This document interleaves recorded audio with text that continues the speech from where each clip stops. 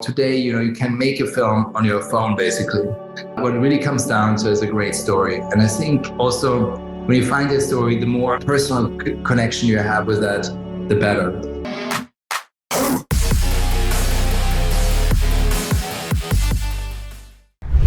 I'd like to welcome to the show, Marc Forster. How you doing, Marc?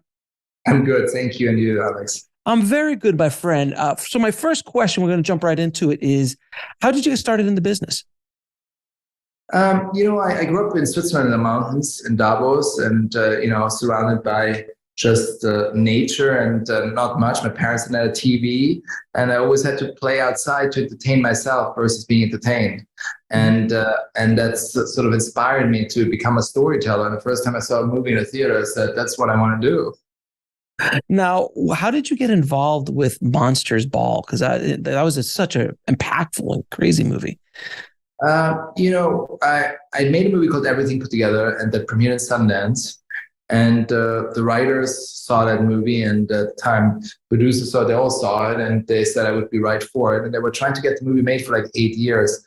And they first I couldn't get it made. And it was, originally Sean Penn directing with Robert De Niro, Sean Penn, and Marlon Brando. And it was too expensive. And the first thing they asked me, look, we've been waiting to get this financed for all this time. We would make the movie with you, but can you make it for $3 million? And I made the Sundance movie for $50,000. I said, $3 million. I can do that. So that's how it was started. So when you were directing Halle and Billy Bob in that film, did you see what was going on with Haley's performance at that point? Because she was amazing. I didn't predict that she would win an Oscar at the time of shooting, but I definitely saw it when I saw her performances. She was extremely powerful, extremely raw and vulnerable, and that's what we discussed, and we wanted to go for, and that it felt real, and because Halle, is such a glamorous and beautiful human to really make her believable in the part. I felt she worked extra hard on it. What advice do you have for directors who want to pull those kind of raw and those kind of emotions out of an actor? What did you do to make her feel comfortable enough to be that vulnerable on screen? Ultimately, you discuss the part in depth, in your vision in depth, and you communicate your vision. And I feel once you connect with an actor to make them feel comfortable and understand the visions you have, that's the key thing. I mean, for the most vulnerable scene, the intimate scene between Billy Bob and her, there was a closed set, of course, and closed everything, that they felt totally protected and safe. Now, you made the jump from indie to slightly larger budgets, just slightly, from Monsters Ball to James Bond. How did you handle psychologically the jump from 50,000 to 3 million to a couple $100 million? I mean, there were a couple of movies between. Sure. Yes, there was. So I had Finance Day, four or five movies in between. So and the budget increasingly went bigger. And the one, the Kite Runner was the one before the Bond movie, but still it was only like the $25 million range. And it's like same thing. If you have your small sort of boutique shop or boutique, custom-made shoe store, and then suddenly you become CEO of Macy's or something, and it's a different thing. You suddenly have so many more people, so many more questions. You shoot in seven countries all over the world, with $200 million budget and history of a franchise that's one of the most successful franchise in history. And you suddenly when you start reflecting on this, thinking, I hope I'm not gonna, this is not gonna, that ship is not gonna sink, because otherwise my career is over. Right, exactly. So what does that feel like, being on the set for the first day of shooting Quantum of Solace, and you're just sitting there like, okay, there's 1 million people running around trying to get this thing going. How did that feel, being on the set on a Bond film? It's such a legendary franchise. To begin with, we started on purpose the movie very intimate, with not some of the big action sequence and big sets, so that it felt very familiar to me. I knew the territory. I knew how to do those. those scenes, and from that we started growing. But what feels like before, you're always under the radar. Nobody really cares. And then suddenly you're doing a Bond movie, and suddenly you have the world press attention on you, and that is actually the biggest pressure. And that I didn't, so you don't think about that. That suddenly everyone will write about you, and before that nobody really cared. How did you deal with that psychologically, and how did that affect, if it affected at all, your creativity or your process? I mean, the process of the movie was a tricky one because there was a writer's strike going on at that time in 2008. So we had a sort of an unfinished script, and then the strike was from October to February. So it was very tricky. It was often just Daniel Craig and me in the trailer trying to figure out what we're going to do next. So that was the even more pressure. I think if we would have had a completed script that everybody said, this is fantastic, let's just go and shoot it, it definitely deflates some of the pressure. But if you have something that's not completed and you are suddenly stuck in that position and you have a release date in place, only 5 weeks to cut the movie, it's kind of intense. Now, obviously you also worked on World War Z, which is another small independent budget. How did you deal with the stress of heading up such big productions? I mean, as a director, it's just so many people and so many departments, and you're still trying to be creative and still be intimate with your actors. How do you handle that stress? I'm like, it's interesting. I had like a World War Z. It's for the Israel sequence when the zombies climb over the wall. Yeah. And remember that sequence? Of course.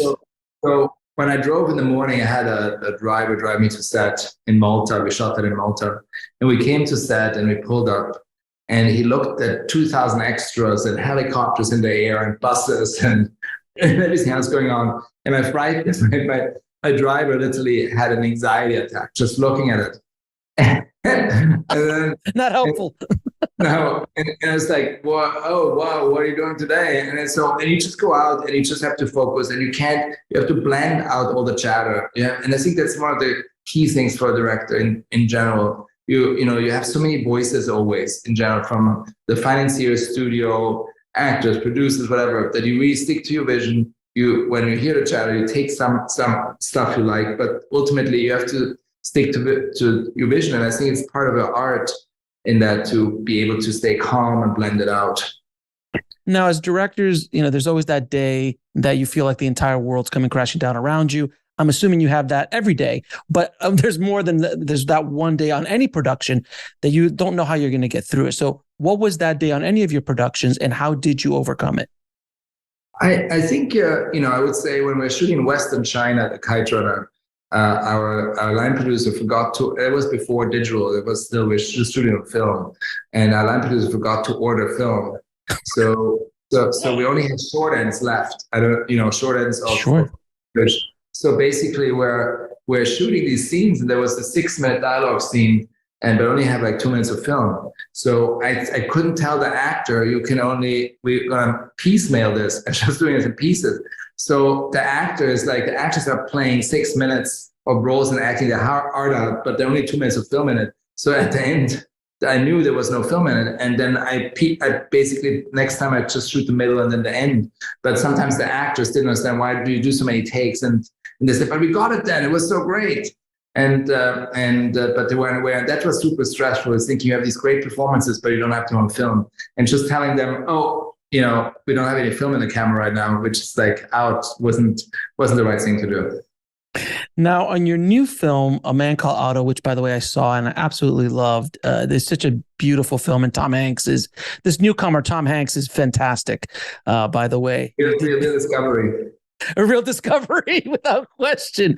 How did you get involved with this project? And also, like, it seems like you're going back to your roots a little bit. It's a very intimate film, very small in scope comparatively to the other big things you've done over your career.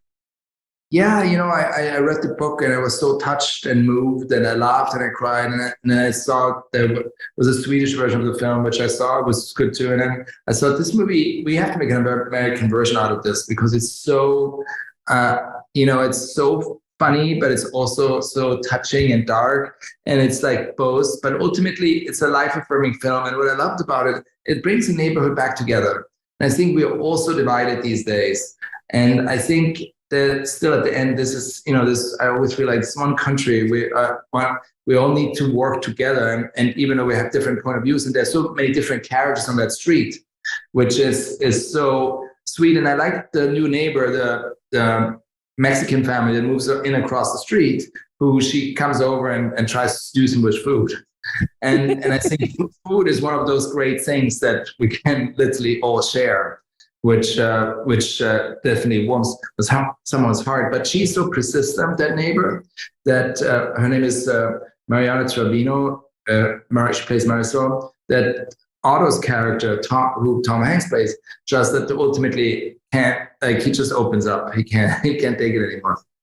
Do you still get nervous when you're directing people like Tom Hanks? Like when on that first day on set, you're like, Tom Hanks is here. I mean, look, I love that man. I think he's one of the greatest stars ever. He's definitely, greatest talent I ever worked with. I mean, it's so extraordinary. After 40 years, he still loves what he does and is a big movie star. And he comes in the morning and he sits on set and he never leaves. He's like in like a meditation. And, usually stars of that caliber, you do the take, they're out to the trailer. He stays there all day long as a crew. He just sits there as a crew, and then you relight, change lights, he doesn't leave. And it's just this concentration and this sort of just being there. It's pretty special. How do you approach different acting styles in your directing? Because, a Tom Hanks is probably different than a Halle Berry. There's different than a Brad Pitt. Like, how do you adjust multiple characters in the same scene? Yeah, it's basically you have to like find a way to get to connect and see what the actor needs or not, and how open they are and how willing, how willing they are to collaborate. And I was pretty lucky throughout my career that I always worked with actors who were very open, and I never had like, the sort of the nightmare situation, and that they were very focused and prepared and on time. So I never dealt with the divas of the show business, which I'm very, very blessed. But at the same time, you just see what they need and really try to feel them out, because sometimes it's better to say nothing than too much. Because sometimes the actor needs their space and they find it, and you as a director maybe just have to say, maybe we can just try a different prop, try this or that. It's less than giving them a direction. It's less trying something a different direction. So that's how it really, from person to person, it differs.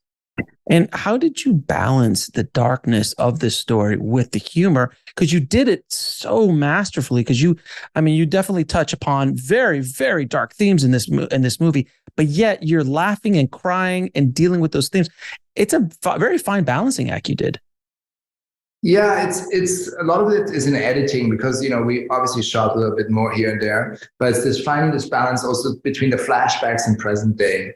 That you do not stay too much in the flashbacks, to come back, that you emotionally still stay connected with Tom and in the present day, and also in the flashbacks, ultimately, that just give enough information that creates sort of a mystery and enough for you to wanting to keep watching. And it's juxtaposing sometimes the dark with the humor, straightly direct. When, for instance, the hinge breaks and he's on the floor and he lands right next to the paper with the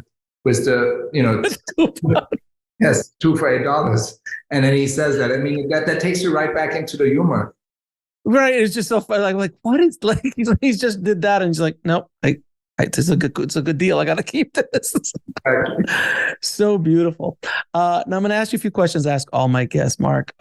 What advice would you give a filmmaker trying to break into the business today? I mean, ultimately, I think that, today, you can make a film on your phone, basically. What it really comes down to is a great story. And I think also when you find a story, the more personal connection you have with that, the better. It's either, if you don't have the funds, I would recommend to do a short and then have the feature script ready. So you shoot the short and then say, look, this is my short and this is what the feature is going to be. And that's how, how to raise money and figure it out and get actors and people that would love the short. Let's take our bet on this guy. Or to make a feature for if you can raise the money, but no matter what, it all comes down to the script. that the script is really strong, and be free. I think it's important to give it to other people to read the script, to have them have a look, get feedback, and just keep working on that. But I think the stronger the script is, the better. And then the other thing is, once you make a movie and you have a movie that works, let's say at Sundance or any of the festivals, and someone buys it, that you have a second script ready. Because you don't want to too much time say, oh, I have nothing now, I have to write another script or find something for next year or two to get that going. But at that time, we're living in such a fast society that might have been too late. So I think to have a second project ready is important as well. Now, what is the lesson that took you the longest to learn, whether in the film industry or in life? I think, patience is definitely something. You always have to learn, like even sitting in traffic and staying calm. It's like, and patience with people, with your kids, with everything. It's like just to be patient. I think it's a hard one. What did you learn from one of your greatest failures?